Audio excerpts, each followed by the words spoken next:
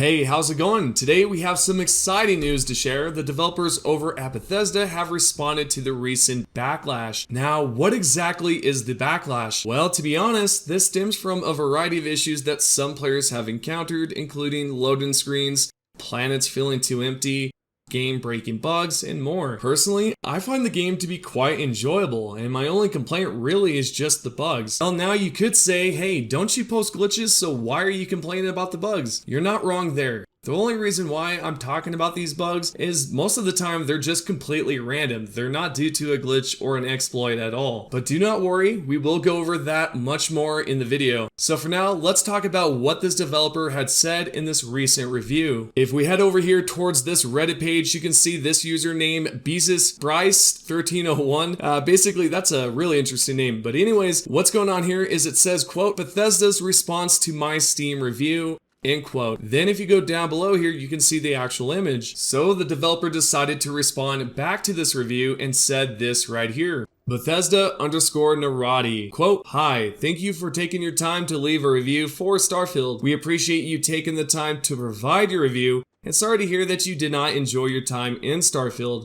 Below, we have addressed some of your concerns and issues regarding the empty planets, lack of vehicles, loading screens, fast travel, and companions. Empty planets. Some of the Starfield planets are meant to be empty by design, but that's not boring. When the astronauts went to the moon, there was nothing there. They certainly weren't bored. The intentions of Starfield's exploration is to evoke a feeling of smallness in players and make you feel overwhelmed.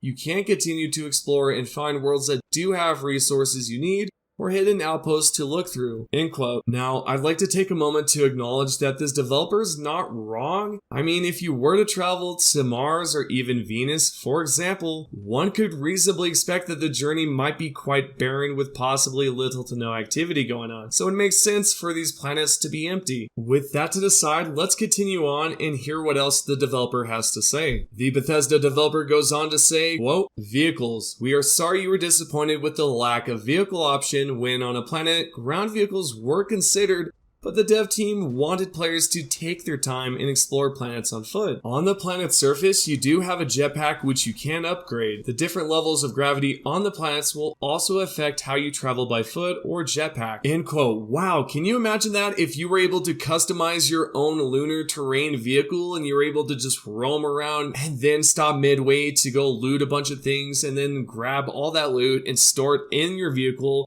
so that you can then travel back to your ship and unload? That would have been pretty cool, and I'm sure you all can agree with that one. But in the end, it seems that we were really close to receiving vehicles, and the fact that we did not receive it kind of sucks and stings just a bit. Moving onwards, let's hear more about what this developer has to say right here. Quote, loading screens. While there may be loading screens in between fast traveling, just consider the amount of data for expansive gameplay that is procedurally generated to load flawlessly in under 3 seconds. We believe that shortcoming will not hinder our players from getting lost in the world we created. Fast travel. Given the immense size of Starfield, we felt it made more sense to be able to use your grav drive to jump to other solar systems. The option to fly freely among planets is still there, and you can travel from one planet to another and land without needing to open up your map. If you use your scanner, however, for an expedition like a solar system traversal, jumping is necessary. Remember that fast travel also has its perks, as you can do so quickly when trying to complete quests and will always be given a visual of your ship launching and landing, thus being able to appreciate all the little details that make your customized ship look unique. Companions. Companions can be valuable allies and assets if you choose to invest in them. Just like crew members, companions can lend a hand in the field. Your companion can provide extra storage, extra firepower, various bonuses, and much more. They can also be customized with different weapons, outfits, spacesuits, and helmets if you did not like what they started with. The following guide has more information on different companions you can encounter in Starfield. End quote. So there's a little bit more that goes on there with the warm regards and Bethesda customer support and, all the stuff that they say typically at the end of their, response. So yeah, this came directly from a developer that responded to a Steam review, and you can tell because at the top it does say developer response with the developer font being yellow right away. Yeah, this was recent. And it was actually yesterday. But as I'm making this video, it's probably going to be the 26th, so 2 days ago. I will say it was interesting to see a developer respond to our review and also discuss some of the backlash, because many of the points raised here were not received well by most players. I personally did not have an issue with anything such as the loading screens or landing on planets or really just anything like that. And I think a majority of you out here that enjoy Starfield probably does not have a real issue with any of that. Maybe you would definitely like to see some vehicles along the way, which I would as well, but we're not going to see that probably anytime soon or just at all. Honestly, Bethesda may have dropped the ball, because the inclusion of vehicles in Starfield could have been a fantastic addition. Adding an extra layer of fun, I can only imagine how great it would have been to customize my own vehicle, potentially allowing for easier terrain traversals, boosting, or even customizing colors, adding all sorts of things. This would have just been an awesome experience, and I think you all can agree on that as well. I mean, who would have not wanted vehicles in this game? Well, I do have the answer to that actually, and I think you all know the answer too. That's Bethesda. And with that being said, I'm interested in what you all think about the recent comments and what the developer had to say about vehicles, loading screens, and all that stuff. Let me know what you think about this down below, because personally, I would have liked them to respond about the bugs and things that they do plan on fixing, but this was pretty cool enough to see and hear what they had to say about the game itself. Moving forward, I have an update on the upcoming patch. If you have watched my previous video in which I discussed the possibility of an update and the 4 and 5 star weapons being introduced in Starfield's Shattered Space DLC, then let's dive further in. Over on Steam DB, it's evident that more changes are in the work. For instance, the Starfield Digital Premium Edition, down below as you can see, was modified just yesterday. I anticipate that there will be an additional modifications for the standard edition of Starfield on this list as well, but it's just going to take some time, maybe today or tomorrow. There might be some changes. I definitely recommend checking it out.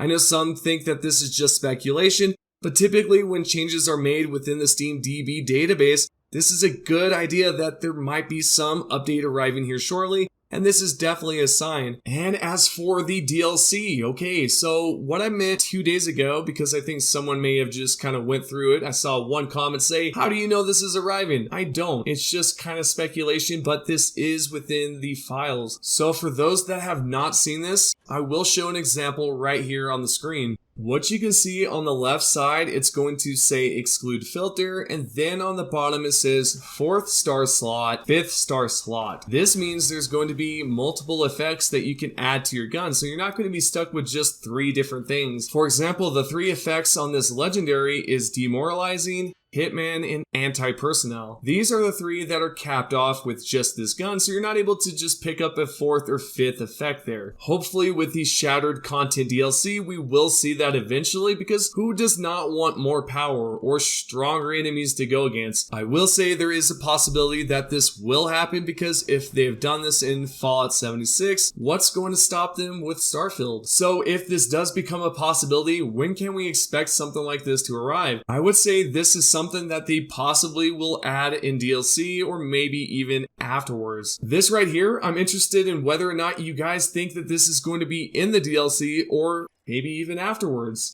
And better yet, do you think they're going to add vehicles? I would love to see that. So let me know what you think. Let's continue our discussion about whether or not glitching or exploiting a game can cause issues such as corrupt saves or even create game-breaking bugs. The answer to that question is quite simple. Yes, it is possible. There is a possibility that a glitch can create a bug that will affect your progress and potentially make things worse for your save file. One specific glitch that comes to mind is one I discovered in the first week. It allows you to connect your ship to any star station, whether it's the Clinic or Eklund. By the way, when I mean connecting, I mean you can literally attach your ship to an entire star station, which can also severely disrupt the game. When you land and depart from a planet, it might even attach the city or the rocks to your ship. The image that you see on the screen is a great example of what can happen. And what's interesting about this is sometimes you may accidentally do this by random, which is not good. The only way to avoid this is pretty much just not robbing ships at all. Do not do it, because if you do it, there is a chance that you may just swap your ships out or potentially just ruin your ship completely by attaching it to the Clinic or something like that. There are, of course, more bugs out there that you should avoid, but it's kind of hard to go through all of them in this video.